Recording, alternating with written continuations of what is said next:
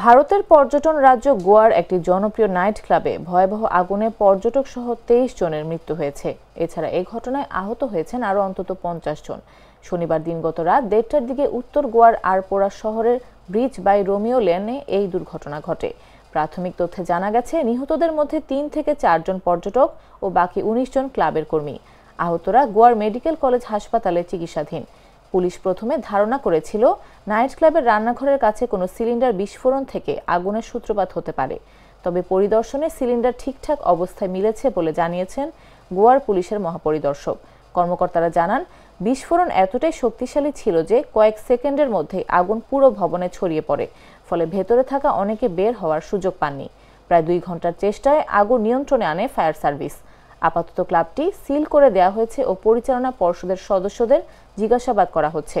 প্রাথমিক তথ্য বলছে, ক্লাবটি আগুন নিরাপত্তা বিধি যথাযথভাবে মানেনি।